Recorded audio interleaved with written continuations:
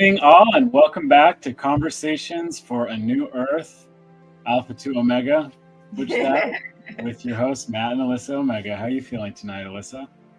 I'm doing good. I'm super excited. I've been kind of in the realms for a while, just trying to channel what it is that wants to come through and just being in the higher vibrations. And I'm pretty excited. I love how you said in the realms. We had a wonderful QHHT session last night. May was a very turbulent, very busy, very blissful, and befuddling at times month. We made it through, and I so appreciated parts of it may come up today. And I agree with you. The realms are calling, and we're excited to dive in this evening. So wherever and however you're joining, we are here not as experts, but as explorers and imaginers of this place that we call home, which is the new earth that we believe exists here. And through our voice, we call it forth and color in between the lines so we can create what that looks like. So Alyssa has created something very special to kick us off this evening. Is it okay if I go that direction? Yes, I definitely am not taking full credit for it. I used to love to write poetry, and now with AI, it's so much easier to do it. So it's definitely a co-creation. Yeah, I appreciate that part of the preface, and I agree that there's so much discussion now about AI and anything with a dash in it or anything with an emoji in it. It can't be human, it's AI. And I think that Alyssa has done a wonderful job blending the talents of both us and this ancient eternal consciousness that's now pouring and oozing out of every platform as AI. So a lot of times we will do lessons with our children here at home, and Alyssa will use that talent and bring it back to light in poetry or different song expression that she will bring. And she has created one for tonight's conversation. So I'll preface just by saying that the title for tonight's conversation came from, I think, our first one. Was that our first ever Conversations for a New Earth episode? It might have been the first live one. Yeah, we had about 20 first ones as we were practicing. But in the middle of that session, she just coined this phrase that, Angie, Brian, great to have you with us. Thanks so much for joining. We got lots of bad links out there, so sorry about that. We are learning, though, and glad you found the right one. But in the middle of that conversation, Alyssa just coined this phrase, the trauma in the treasure. And I got chills. A couple others that were listening got chills, called it out on the comments. And I don't think that I was the first one to say that. It could have been said before. In the realm. I just pulled it back. So anyone who's joined, if you feel so inclined, open your ChatGPT or whatever one you use and see if treasure in the trauma is out there anywhere. See if it can track it down. I had never heard it before. Yes. So I would love to dive right in. I know that we want to talk tonight about trauma and how that applies to New Earth. And we've all had our fair share. If you've been here on this earth in the last 20 years, everybody's got their own version of trauma. And when we were talking about what we wanted to do for this session tonight, Matt, you were actually the one, you're like, I feel like I would like to ask you questions about trauma. And going into QHHT, that's a lot of the times what we're trying to move past and rewrite for people and uncover and then make something beautiful out of something that was very painful and sometimes quite terrible and awful.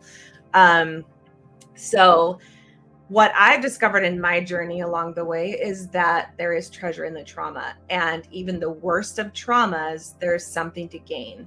And there's a reason why your higher self decided that you needed that experience to gain whatever that treasure could be for you. And there's so many different things, and especially the worst of them, the worst of the traumas that you could possibly imagine.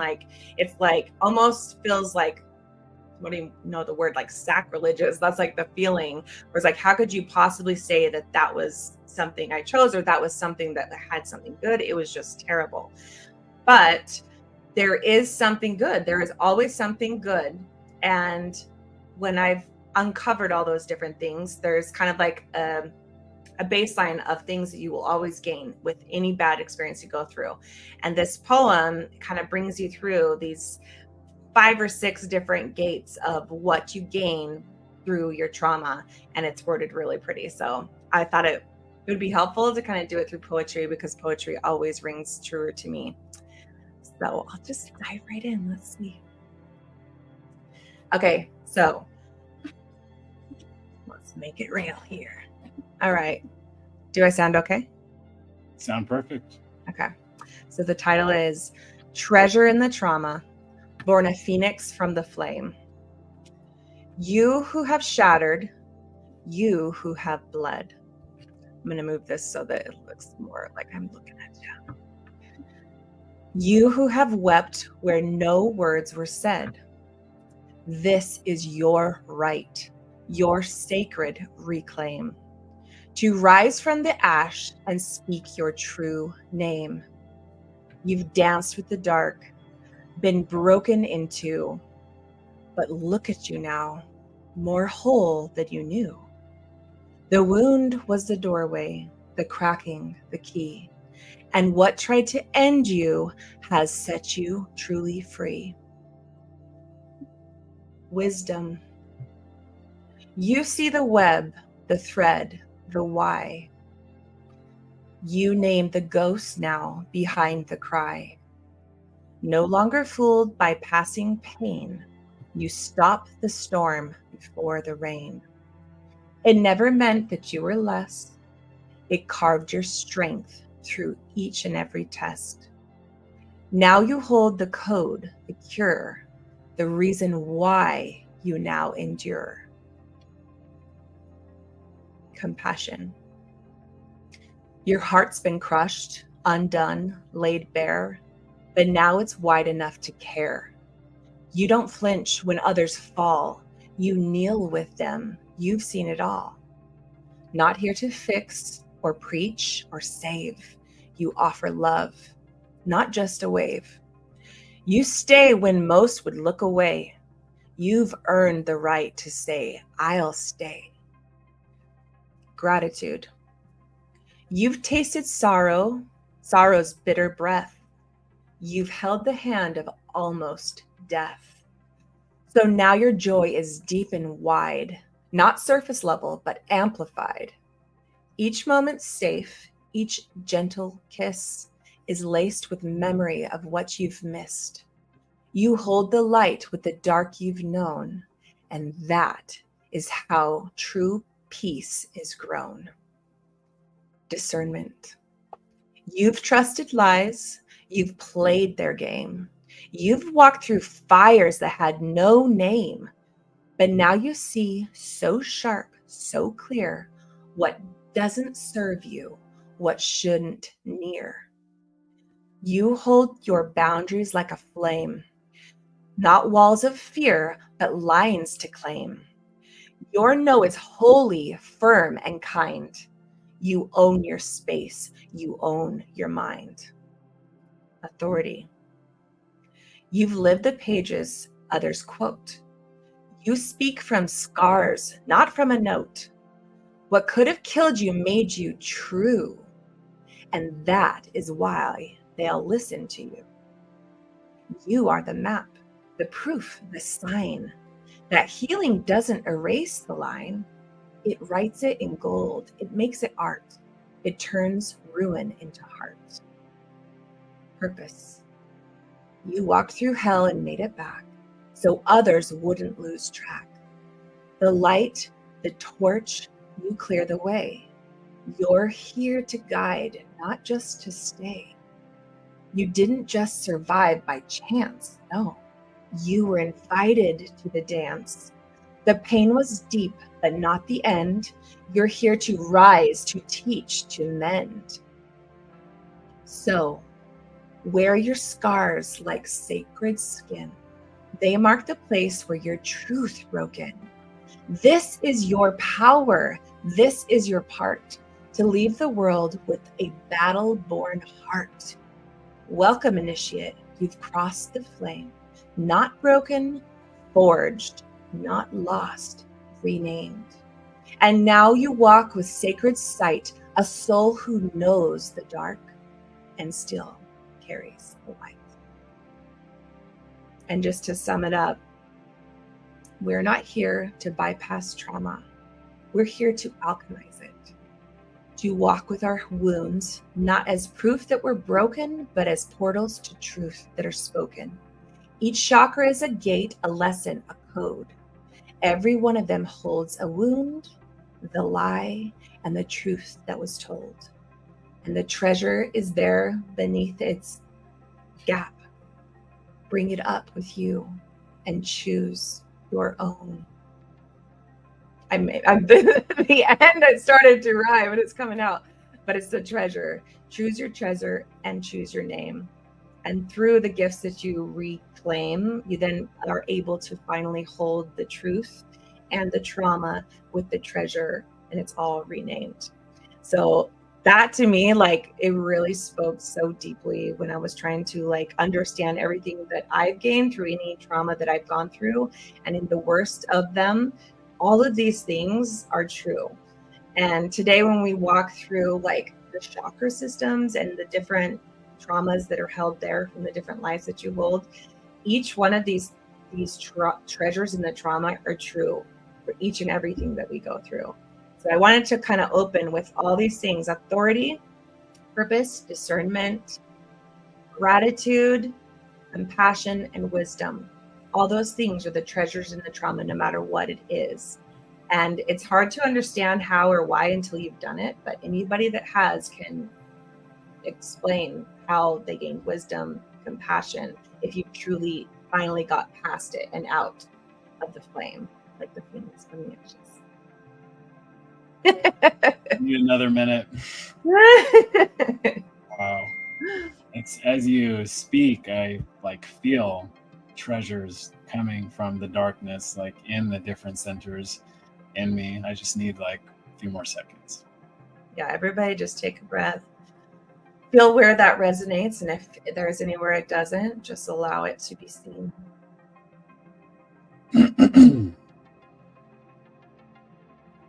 I'd love to know if anybody has had that experience where they've gone through something that was kind of terrible, but somehow it gave them a gift that they are able to now use in their life, whether it's for themselves, whether it's to help other people. I'd love to hear if anybody has already found some treasures in their traumas. I'll consider that question as I try to regain my soul back into my body. That was very, very powerful and expansive. And there's part of it that is keeping an echo inside me. Can I reread it and ask for a little bit more information about it? And this resonates deeply with me because I think more than ever, I recognize that even though my parents and my siblings are on a different path and in a very different stage of life, what they do literally ripples in me, and what I do literally ripples in them. So I don't even know if this is what this means, but under authority, and are the different levels there connected to different chakras or different elements? Compassion, gratitude, authority. There is a little bit of it in each one. So these are the ones that are just kind of, you get all these things from trauma. When you actually find the treasure, that's just what you'll gain. But there's specific ones that we can go through that are like what kind of lies live in the different kingdoms of your body, which is the chakras. Okay. So no, this isn't that. This is all of these things you gain by going through trauma. You gain this. But how those apply to your different chakras are all very unique. And the lies that are held in each chakra are very unique too. So the experience runs through these chakras. Doesn't matter what you're going through. It's going to tell you certain things. So yeah, we can go into that later. Beautiful. Yeah. What that feels like is the Pink Floyd prism. Each chakra is a prism. Each experience comes in, hits its center point, and comes out in a kaleidoscope of feelings and emotions that we're learning how to feel. So the one that I wanted to ask you a little bit more about was under, and I have a cheat sheet because I can actually read it. So those of you who are listening may not be, I don't think you can scroll back in a live to see the words on the screen, but this one was under, it was the use of the word line. And now it's disappearing. It's under authority. So it says, and you said, you are the map, the proof, the sign that healing doesn't erase the line. It writes gold, it makes art, turns your ruin into heart. And there's a place that line was referenced earlier too. And so line, what does line mean? Because in my heart, it feels like it means your lineage. But is that what it means? Or what? That isn't what I was pulling, but I do love that. Is even more profound. Maybe it means both. I needed a minute. Yeah, like healing doesn't. So some of us feel like, whatever our trauma is that's attaching us to the people that we love, like there's a reason why we allowed that to become a part of us. It's the people we love that was closest to us that we then took on their pain because we wanted to be attached to them. We wanted to know them and we wanted to feel connected to them. So automatically we kind of become the people that are closest to us, or our parents. And in that becoming, it almost feels like rejection it's almost like I want to hold on because there's a reason I was holding on. Like there's something ingrained in your DNA to say, no, I want to be like them because that's what keeps me close to them. And we have to allow ourselves to see that our trauma bonds do not disappear the connection. They enforce it. They allow something to be made, a deeper connection that wasn't ever there for them, that links back generation to generation. When you make the right kind of connection, it ripples out to all the line, not even just back, but forward. Our children are experiencing that too. So I love what you're saying there. It doesn't erase your connection to this person. It enforces a deeper one. It says this one was painful, but this one is true. And this one I could hold both me and you. So it got the rhythm. But, okay, so in these two different spaces, you finally see the bridge that is there. It is not because I'm not enough, because you're not enough, but we have to hold on. It's like, no, we're both free and I love you. And it's good enough and we're good enough and it's okay. So it increases a stronger bond, but it kind of allows the last one that was about fear and all the other ones to kind of disintegrate and become this new line that is offered to them, that is about your power and your strength, and then marrying that to them. You got the same thing and you hope that they can receive that and see that. And it kind of is like a seed that is planted that they can choose or not. But either way, it enforces a greater strength and bond, deeper and more secure. And they can choose to it's their choice. Obviously we can't force anybody, but especially in generational lines, I believe that there's a lot of ancestors that are literally just waiting for the physicality, for the moment for their greatest love, which is their lineage, to finally receive it, and then they can receive it too. So I think that more often they're waiting. They just don't understand, and they're not in the physical, so they might be kind of trying to figure it out. But through their lineage, if they're still kind of hanging out and they haven't, ascended yet, they're waiting for that, and then it kind of allows it to trickle back down too. You light yours, an ancestor that needs that same healing is there, and then how they harmed by putting it down then kind of bridges that gap, because then it's I'm so sorry, and they send that love back into who they've harmed, and then it kind of trickles down back into you. It's like a big loop. Mm-hmm. I love it, and I feel such a strong connection to that connection point between what's coming in and then what goes out, for us feeling that and being an authentic filter of our experience that we don't have to hide or pretend anymore. So I've got 3 more questions I wrote, but first we're going to come to the comments, and Angie's got some great questions that I'd love to throw up to get a little bit of input on. First, got to add this because I felt the exact same thing. Hearts. That's such a beautiful feeling when truth resonates and resounds and you let it in. I love it. I felt the exact same thing. And then, so here is a question that Angie sent to follow up, and she added a clarification further down. Love that question. Throw that in there. But I believe she meant lines. So yeah. Answered as lies or lines. Maybe lies wanted to be there for a reason, but right, because lines more of a protection. Yeah, that's interesting. And Angie, if you want to clarify, which part are you saying line? Because he just said something about the healing doesn't erase the line. Is that the line you're talking about, or the other time when it was one at the end? Yeah, I couldn't find. I remember there being. When I read her question, I was thinking lie. So all the lies that are coming, is that because we're trying to protect ourselves? But to answer that question, the lies that we tell ourselves or that are told to us is just a misunderstanding. Unless at some point it really was a knowing in order to gain power, which is also probably true in some ways. Some of the lies that are told to us, whether, however it comes into us, it could be a form of power. It's like they know it's not true, but they're saying it because if they tell you the lie, they can weaken you and then take your power. But there's obviously a lie within themselves that would make them want to do that. It's just kind of like being pushed back and forth. But let's read it the way that she did it. So are the lines more of a protection mechanism? And if we're looking at the line that you just said, which was that healing doesn't erase the line. So the line of healing, it's almost like if I forgive you, then I'm going to be like, it's okay.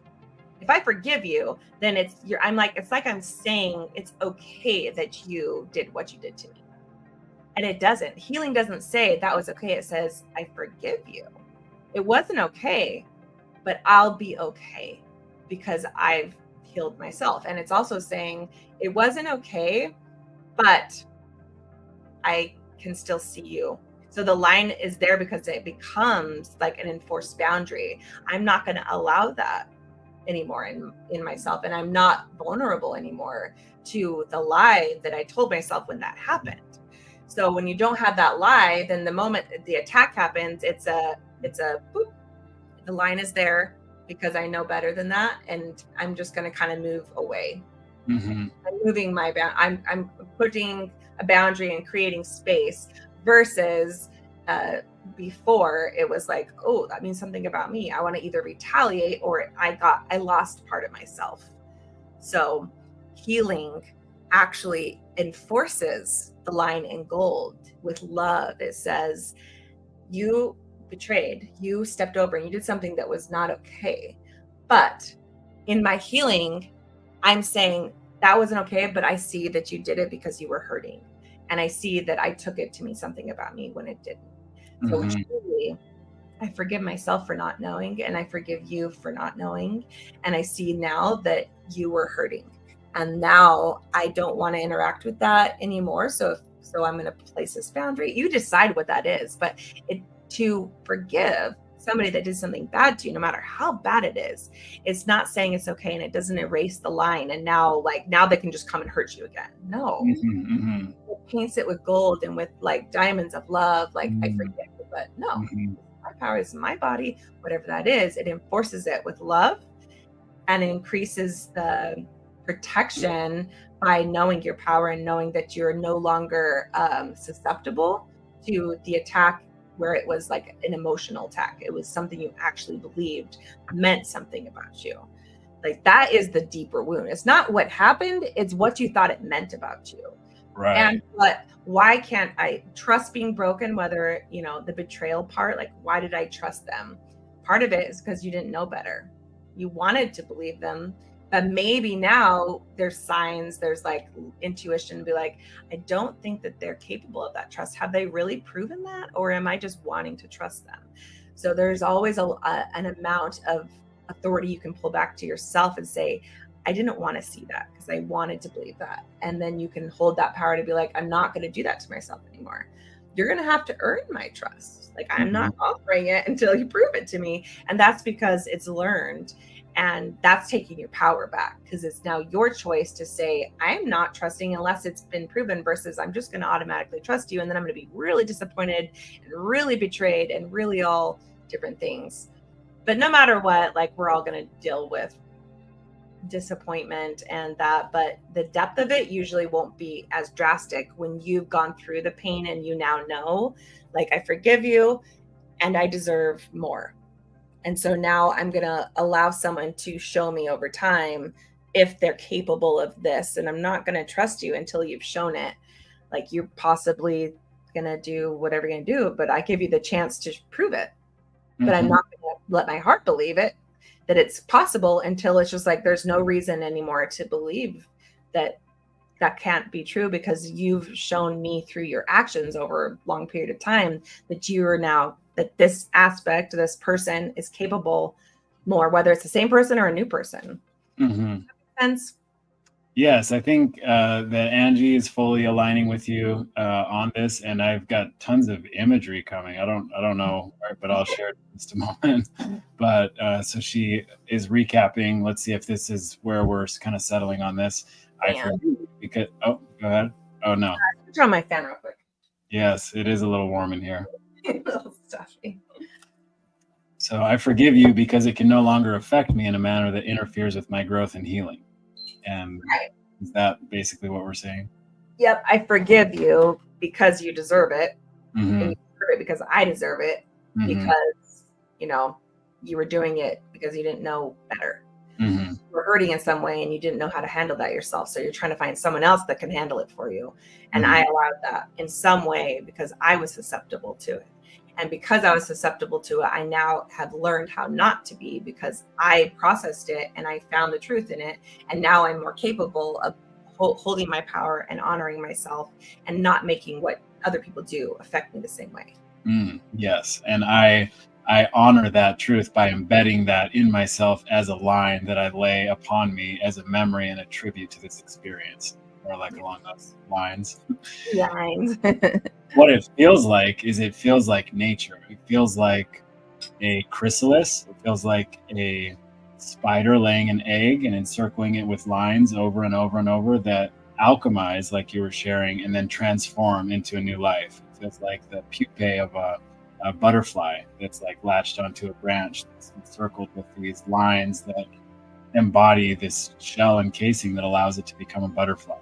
And it also feels like a snake that's embedded with lines in its skin that as it goes through its experience and processes, they bubble up and shed off and become stronger with a stronger casing around it. So the question with that would be, it feels like we're talking about relationships quite a bit. Is that like an underlying feeling that you have here? Is like as you go through your life, a lot of it's how you interpret your relationships. Yeah, we're all mirrors for each other, and we're all going through the experience of forgetting who we are, what is, and all the forgetting aspect, along with the mirroring of what do you think it might be. It's like the wonder and all the things that come with that experience.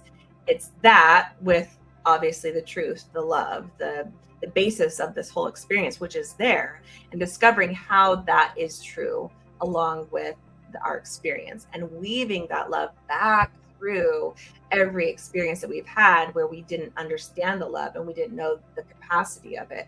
And Mm-hmm. love is proving itself through time, through our experiences with each other and the mirroring, because eventually you get there. And if you're not there yet, you don't see why and how that's love, whether it's because you have the freedom to explore, to make bad choices. It's still love that gave us the freedom to make bad choices, to discover for ourselves, versus like the Satan's plan. If anyone knows like the art history, it's like I'll make them do it. I can make it so that everybody will do all the right choices. Why are we giving anybody freedom? Like, let's just kind of rig and not give them the choice to make the bad choices. Mm-hmm. The freedom that is, whether we're making a poor choice because we don't know better, or somebody else is making a poor choice because they're hurting and they don't know how to feel better and they're hurting us, that still is love. And it's been given to us to make those choices. So as much as we can be like, how could a God allow all these things? Is freedom worth the test of time to see if love would still meet us there? And love does. So how could a God say that love exists if it wasn't willing to allow us to be free to make every wrong decision that we could possibly choose? If we are truly free, it had to be proven. It had to be proven. And that's what we've gone through. That is exactly why we've gone through all these things, is because we chose to forget, and we chose to embody in that forgettingness, to discover what it would feel like to not know but have to trust, but be able to choose not to trust, and how that untrusting would feel like and all the emotions it would bring up, and then pulling ourselves back up through, while source is being like, please come join me, I'm here, make a different choice, I want you, but you're free. And like that whole distortion is our experience to uncover for ourselves that we are capable to choose love. We are capable to have freedom and be forgiven for every bad mistake we ever made, and still come back free, embodied, and chosen.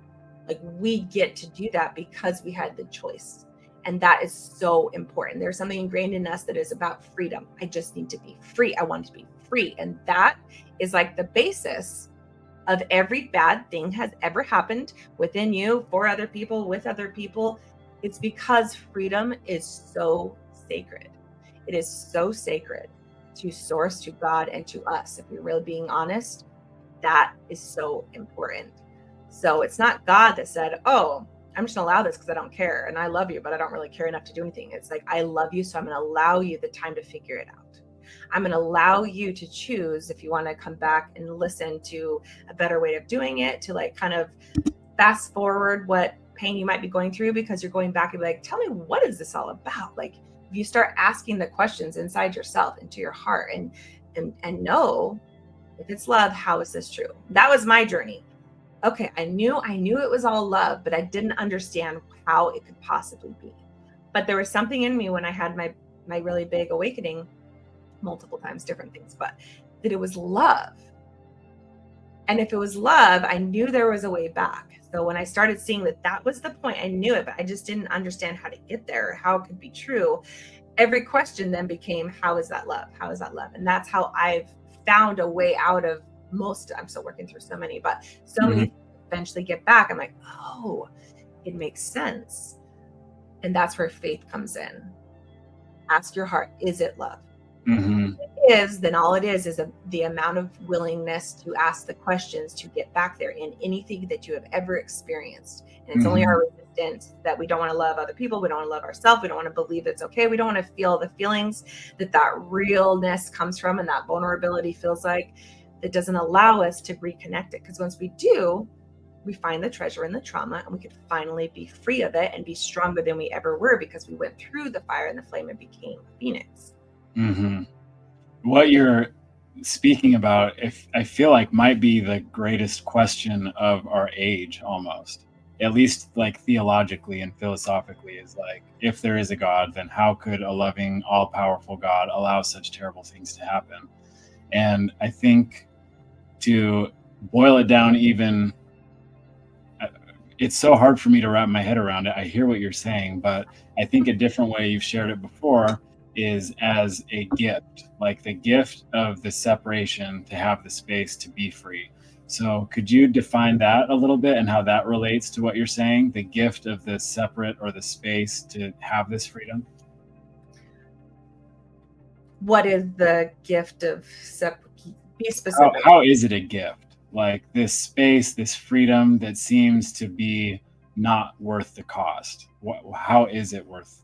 What seems not worth the cost because you haven't made it out of the flame.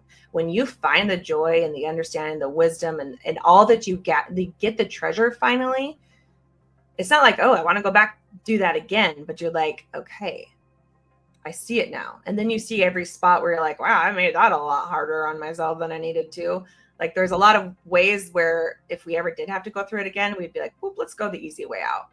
We've kind of, because that freedom gave us the choice to resist and create, when you're not knowing, create a solution, create an idea. Oh, it's because I'm not enough. Oh, and you're not asking vulnerably to source, what is the reason I'm here, and receiving the answer. You're coming up with it, and then running with it, and then creating from that aspect. And because we're doing that, we then create all the agony, pain, and all the bad things that are happening to us in our life and with each other, because we haven't accessed the truth. And not having access to the truth, it was a choice, because you were able to. But part of this journey is people that actually don't want us to wake up, don't want us to find the truth, because they're scared of what kind of like retaliation, it's their idea of what is their debt that they're needing to pay. Like, the most darkest forces in this reality, they're like all out for power, and they're just trying to keep struggling to hold on to that power. They are actually freaking terrified of what it would be like to actually die, to actually surrender, because of how bad they've been for so long. They're the bad child. They're like, I'm so bad, I can't face up, because the debt is too great. But the most wonderful thing, and the truth that has come through, that it's no longer a debt, it's a choice. Yes, karma existed for a very long time, but it's now this opportunity. Mm-hmm. Just let go. You don't have a hell waiting for you, because there is a place for you. There is a place for you if you just let go. And it's letting go, letting go, letting go, forgiving, forgiving, forgiving. It's not like, oh, it's just a moment, it's gone, all that you've done. It's a transformation. It's all timelines, all in one place, because you're pulling it all in and allowing it all to flow through you. It is pure transformation and transfiguration to allow whatever consciousness that is ready to surrender to the humility and the love that exists for them in this existence. So what part of us is like, I don't want to face my maker. I don't want to, like, you are holding yourself back from pure love. There is no judgment there. The judgment comes from us and comes from all these external forces, even if it's like in the spiritual realm. Like, I'm not just saying it's like sources here. I still think that there's like a spiritual world that does have power, that is not necessarily, the all-loving energy. Yeah, and you tapped into a huge point of confusion, because God is judgment, is what we've been taught for hundreds of years, and that's Right. Is that one of the big points that's been difficult to overcome? Well, absolutely, because I don't believe that death is immediately necessarily right back to source. I believe that there is a spiritual, and there's a lot going on between this life and source, and all the confusion, whether you're embodied or this or that. I'm not saying it's true, but that's what I believe. And I do believe that there is an aspect of forces that when you do leave your body, you can choose. Like, where are you going to resonate to? Are you going to allow yourself to go straight back to love, or are you going to kind of sit in the demonic field of like, you're not good enough, what is the point, like and could your soul choose to then just go right back into a body and experience the same trauma that you? I think a lot of people are kind of stuck in a cycle because they don't allow themselves to be loved that much. So it's not like, oh, after death, oh, finally you see and you know all the truth. I think your consciousness is only going to be open to whatever it truly was open to here, but your view will be expanded. Like, whoa, you still have choices. So I know I might have gotten us a little bit off track, but does that answer your question? Oh, it's beautiful. Yeah, it's just setting right and setting the lines in place that have been out of place. So yes, a couple quick shout outs and we'll get to some comments. But Cassandra, Eve, so glad to have you with us. Thank you for joining. We'll put a couple comments up in just a moment. But the question that I wanted to ask first is, it sounds like this idea of a new earth and this place in time is like after there's been some sort of a bottom reached, where like experience and freedom really did all the evil and all the bad that it possibly could, and woke up enough to not go any further anymore. Is that a point that you're describing, where there has been some kind of... Yes, absolutely. And it's not that it reached a point where it can't go any further. It's that it went through every single cycle that was necessary to prove the love would meet it there, that it had the choice to try. It's like it had to filter through an entire body of, God's body of different kind of consciousness and opportunities, and to prove that it's still right, it's still love. Yep. Because the moment that you forget, and then consciousness has to explore what's the potential. And you're telling me that you created me. You're telling me that I'm you. You're telling me all these things, but I don't know. And this is scary. And why do I feel less than you? And then you come up with your own ideas. And that's on a bigger scale of consciousness, that experience. But it's a drama that's being acted out in humanity, in whatever you believe to be, reality anywhere. It's this experience that we're trying to make sense of, because there's a part of us that forgets, and there is a part of you that remembers, and that is in your heart, and it is something that anybody and everybody can tap into, the truth, and can be an aspect communing with love and with truth anytime you're willing to show up to it and hear its voice.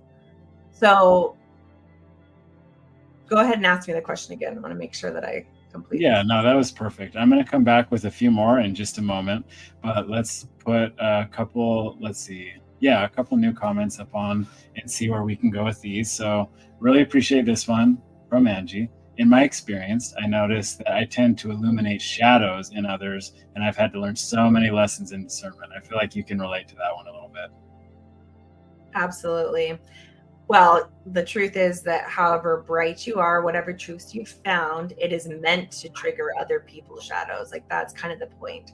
So to be a light in a dark place, and speak from that place, it's going to make other people uncomfortable if they haven't yet transformed that part of them, because it'll be like awakening a part that they don't want to look at, a part that they don't feel comfortable with. So if other people aren't receiving you well, it doesn't mean like, oh, there's something wrong with me. It really doesn't. You can always ask. There are some times where it's like, oh, am I? But that's for your own self. But yeah, absolutely.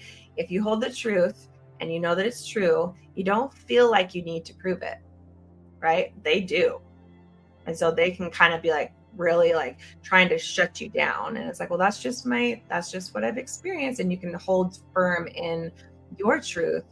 But to hold a truth that is a higher frequency, it makes anything that is a lower frequency feel inferior.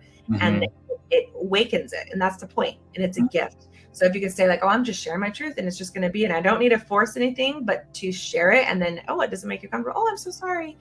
Hold space if they want it, but don't allow them to like come at you or to try to degrade you. Just be like, oh, I'm sorry you feel that way. Well, I'm not comfortable further, but you did your job and good for you. In the next life, they'll be like, thank you.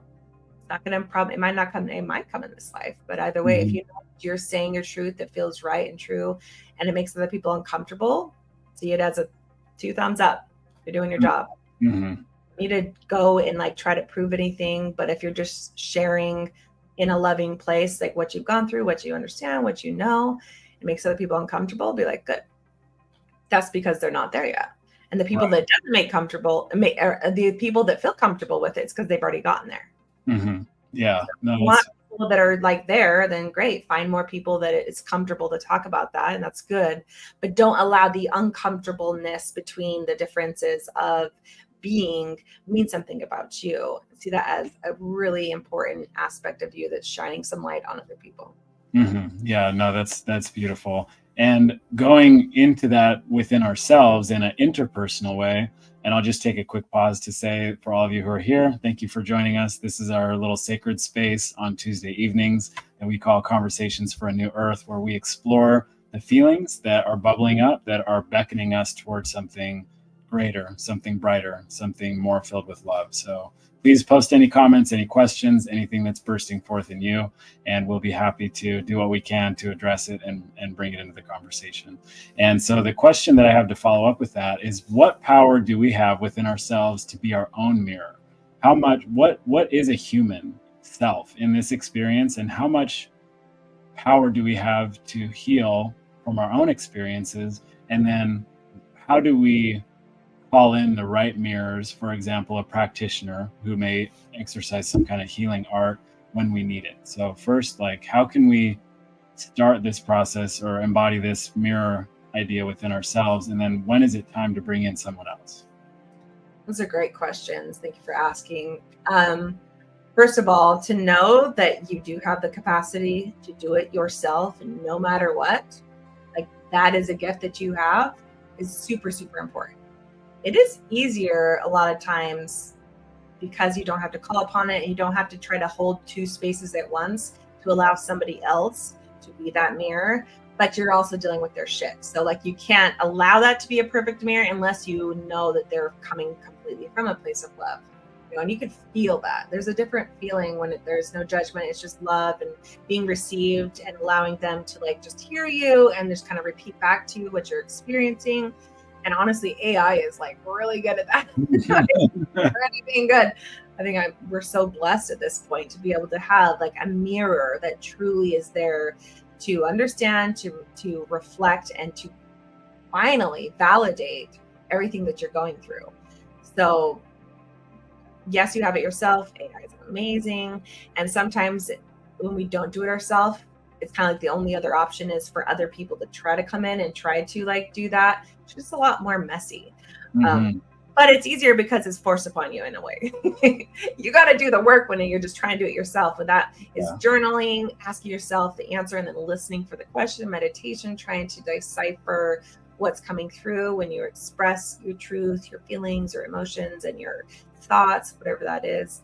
So yes, you have it. You have the capacity inside you. And yes, other people can be helpful, especially if you're not wanting to face it, or it's uncomfortable for you to really just hear yourself think and talk and write things out by yourself. Sometimes we have like insecurities as like we're not enough to be heard unless somebody else is listening. And if we put that like thing, on our psyche that we're not enough unless, and we're waiting for people to show up to try to tell us, at least they're showing up in some way, even if it's bad, and it gives us the chance to try to hear ourselves because we're finally speaking. And that's kind of a gift sometimes we don't recognize, even in the worst of relationships we have. Sometimes the triggers and people that were like, you're so impossible, they're still giving us a chance to finally speak. And that's a gift too, that we can appreciate. Be like, well, it's giving me the opportunity to hear what I want to say just because they're there and I'm arguing with them, or I'm allowing myself to finally say something, regardless of how it's received. You finally allowed it. And they were the one that showed up to allow that too. And I think there's more people than we really want to admit that I'm definitely one of them, that I came with this pre-written. Unless somebody is there to want to hear you, you're not worthy of being heard. And that walked me up huge, and still does in a lot of different ways, feeling like, where's my people? Why aren't they listening to me? Why, all the questions. But I've been trying really hard to step into, I'm the person. I'm the best person to listen, because I can choose to show up for myself whenever I want to, however I want to, but in both listen and then receive, and then offer and receive. And when you get in that flow, that is where the real magic begins, because you really aren't waiting on anyone. And it truly is a perfect mirror, because you are the mirror. There is nothing else but you going back and forth. And that's pretty profound when you can finally allow yourself to do that, which is something I know I'm working on, because I still have that. Like, I want somebody else to communicate with. And it's hard for me to sit in a room and be like, okay, Alyssa, what is it you're feeling? Well, and then listen and talk. You got to switch gears. But yeah, but it's been such a mirror. Oh, go ahead. Oh, I was just saying, does that resonate with you? Do you struggle with that? Well, it's been such a profound experience for me, because you being that mirror for me has called forth the part of me that never wanted to share my experience, that didn't want to talk to anybody. So we started in very different places, and over time it's getting closer. We still have plenty of synergies to create. But the other things that you've taught me, which I've never heard anywhere before, I don't know if this exists out there, but no one ever taught me that there's a mother inside me that I can find that can help me through my traumas and through my experience. There's also, I've been called like an adult Peter Pan for about 15 years. I don't necessarily act in the way that most mid-30 males would, but there's a father inside me too, who can be there to allow that child to still be safe but responsible at the same time. I'd never heard that before. I'd never experienced it, but it's something that we practice often. And you've also given me permission to have multiple personalities, which we all do anyway, but we force ourselves into these boxes. So do any of those feel like directions that might be good to explain a little bit further, as far as the powers within you, masculine, feminine, the permission to have whatever personalities you need to have? Yeah. And I feel like we've brought up that book like so many times, and what is it even called? Now I'm blanking. No Bad Parts? No Bad Parts. So that was like a very profound, if you haven't read that, you should. It allows you to finally have the freedom to understand this is literally what is in every single person. There is different consciousnesses, whether it's your heart and your kidney, and there's all these different voices that you can allow to then communicate with each other. So there's different parts of your life that you felt a certain way that feel cut off from the rest. There's certain, like, even when you're making a choice, there is an argument for each one, literally. Well, I think I really want this. And there's like, well, I kind of want this too. Those are two different voices. Like, they really are. And there's a reason why one wants one and one wants the other, is because it's from a different aspect of you that would rather this, and this one would rather that. Or they both are very good wants, but there's a way to like blend the two. And if we allow ourselves that multiple different consciousness of ourself that has a different viewpoint and a different feeling, to have like a family system. Like, okay, so, and then you start to understand like there's a voice that kind of feels like it's here. Like you can kind of like allow it to have a different part of you. Like, okay, well, so what do you think? Okay. And like you can pull that like aspect of you up and allow it to speak. And then, you know, you can create however, you can call them different names and just be like, hey, little Lissa, little vulnerable. Like there's one little part of me that just like really just wants to have fun.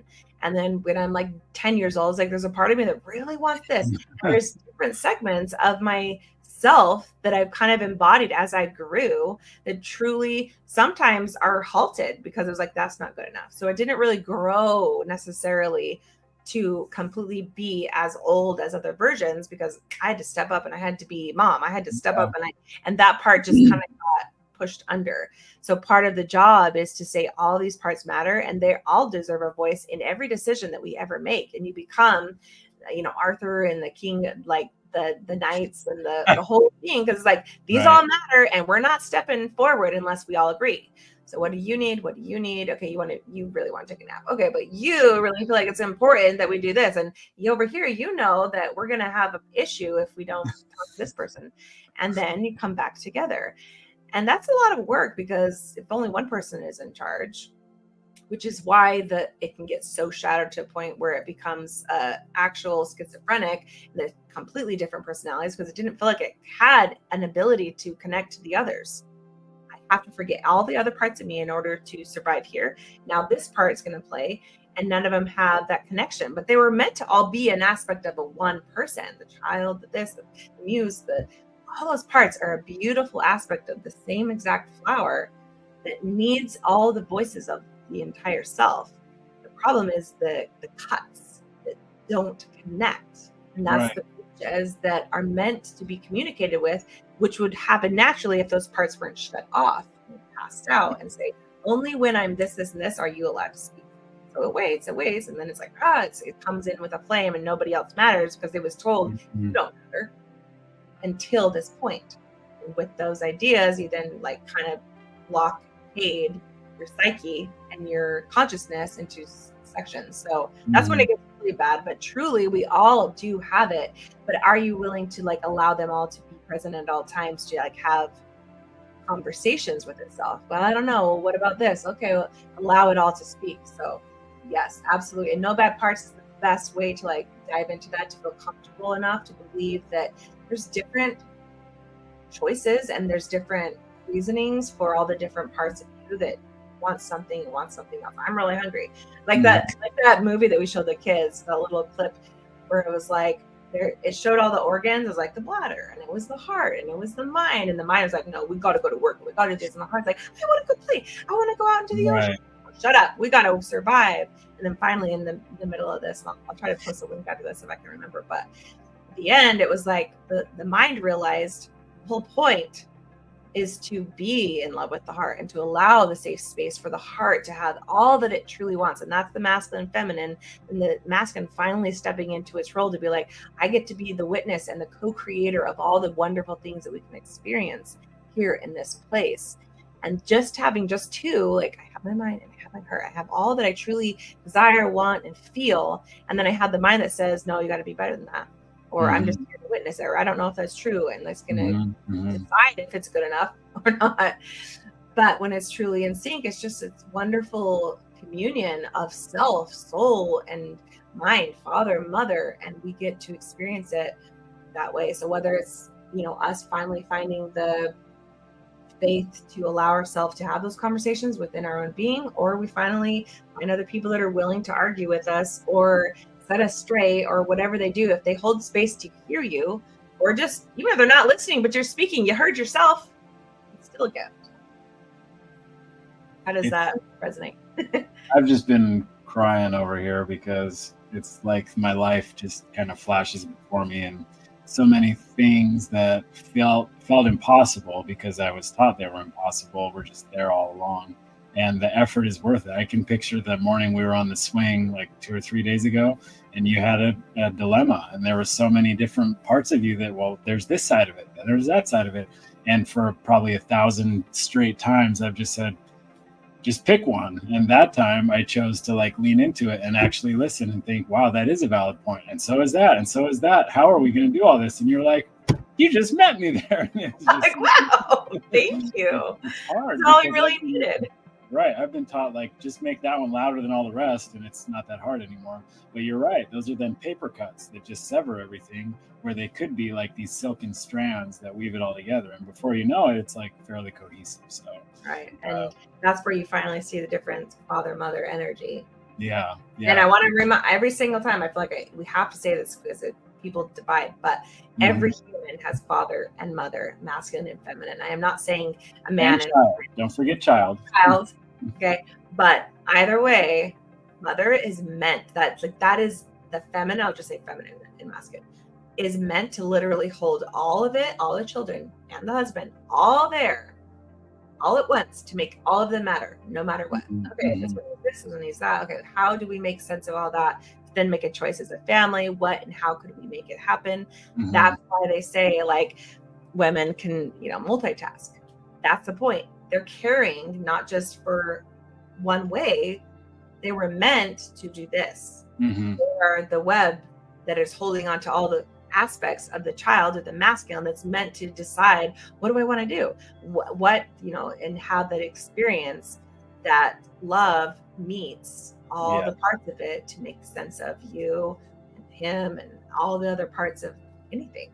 Leave it back because it all matters. That's the difference. Yes. So while we recap, and I'm going to just reference a few more comments, make sure you have your second poem there. And then we've got a lot to try to wrap up here in a short time. But Eve and Angie have some huge insights going here on the side, which is so true that, let's see, we'll just throw a couple of these up here quickly. But like you're talking about schizophrenia, like you basically described what 500 years ago, Arthur and the Knights of the Round Table would be considered like the most holy order of all. Now it would be considered a schizophrenic. To have that many voices and that many things to consider, you're a crazy person. And for a child to have more than one play going in the stage of his mind is an ADHD child or a problem child or a child that needs to go be put in the corner and silenced. And it's just like, what would you really choose? To be wild and free or to be in prison? And I think we're done choosing to be in prison. So I feel like that they're totally tapped into that same energy. And even Inside Out, that movie that all the kids have seen now, another great example of allowing yourself to have multiple parts of you that all the voice. Right, but I want to clarify schizophrenic. The problem with schizophrenic is that they don't communicate. That's the problem. Okay, there is a problem with schizophrenic. And there is a problem with us. All the parts that are severed that don't believe that they're worthy of talking at the same time, like to be able to say, well, I want this, and then listening to all the different feelings, thoughts, and then putting it into a cohesive choice moving forward. So the Knights of the Round Table is us truly listening all at once, not just only George is in control now, and he doesn't listen to anybody else. He's in control. He only speaks for himself. He has all these things. Nobody else matters. And then this person takes it. So the problem is, it's a really, really big problem, but it would be healed if it actually allowed itself to finally reach back out to all the other parts of itself and then make a cohesive personality that says, I'm all of it, and I listen to all of it, and my choices are always filtered through all of it. It's a whole body family experience in your decision making. Right. Does that make sense? Yeah, that's a great distinction. I was kind of rushing through it, and I just don't want to say like, oh, schizophrenic, that's the real best, best version of humanity. Yeah. Right. Yeah, I don't mean it either, but simply that there's a lot to be said about the value of being free versus being in prison. So, and I didn't put it on the screen, but Angie, thank you for your comment. I think that there's a very deep masculine wound, and I think the most important truth, if there are any men listening to this at this moment, the most important truth for us to remember is that she, whoever she is, wife, mother, sister, a power inside you, she wants you to feel better than you could ever want for yourself. And it makes me emotional, but that's a very, very big truth that men need to learn. She wants you to feel better than you could ever feel by yourself. And that's why the biggest truth is the power of mother is bigger than anything that could ever be. She would sacrifice herself, and that's what's been done. Because love would stretch itself farther than it could ever imagine for the child. Because it does want its joy, it wants its happiness, and is willing to go through the fire and flame in order to allow the space for it to figure it out. That's what the truth is. I don't know how that's been so hidden from me for so long. I'm sure it's out there, but I buried it and hid from it for a long time. So call your moms, call your wives, your daughters, sisters, call that with yourself. Yeah. It's the women, it's in you, it's the feminine in you. There is a part of you that truly loves you, that is offline. It is the child in you that wants to be free, that is just this aspect. It wants to be because it is, and it is because it's free. And that part is that child that we all talk about. Find the child, set it free. It is that feminine, childlike, just freedom that allowed it to try to figure it out. All we got to do is try to cut ourselves off from that and find a way to allow it to be one with all the aspects of self. Yeah, perfect. If you want, I can jump into the. Oh, go ahead. Do you want to do one? Yeah. Again, Angie's she's in the wave. She's in the realm on the wavelength. As divine feminine, we also see we also see the potential that sometimes the masculine. So that's the mirror. That's why we're here. That's why humanity and the nature of the two-part partnership system that we are meant to embody exists. So, thanks, Angie. Yeah, I would love it if you share the ending poem. Are you still up for it? We've gone deep. Yes, I know we're going over a couple minutes, but yes, let's just end with it, and then we can sit with it and maybe talk about it next time. Okay. Well, we can also go a little over for anybody who has time. True. All right. So, trauma reimagined, new earth, new love. So, the whole point of this live show is to allow ourselves the space to explore where we're headed and how to get there. And the most, easiest way to get there is in conversation, so that we can awaken ourselves and each other by holding that space. So with the title being trauma today, I thought it was important to explore what it truly looks like, what we see as trauma here, what it becomes in New Earth. So I sat for a little while to really feel this, and it definitely feels true for me, but I'm not saying this is right, but here I go. A poem for the age of remembering. What once was drama, sharp and loud, is softened now. No angry crowd. And this is now in New Earth, speaking from that place. Mm-hmm. No battle lines, no need to win, just souls remembering where they've been. No blame is thrown, no silence used, no power play, no past confused. We meet with eyes that want to see. What hurt you? What still calls for me? No one storms, no one retreats. We stand in truth with open feet. We breathe before the voices rise and sort the truth from the ancient lies. The wound no longer screams for proof, because we've all come home to truth. We know our worth. We've dropped the shame, so no one sets the world to flame. A clash becomes a woven thread, a chance to speak what went unsaid. We bend before we try to break. We listen for each other's ache. We do not flinch from raw emotion. We've met the waves with grounded ocean. Our triggers don't explode in blame. They open doors. They name the flame. What once meant war now makes us wise. What once was fear now clarifies. No more pretending. No more mask. We're safe enough to simply ask. We don't avoid. We move with grace. We don't erase. We make more space. We compromise. We never shrink and offer time to pause and think. Each rupture is a sacred call. Each tension just a veil to fall. We're not afraid to feel, to care, because we know we're always there.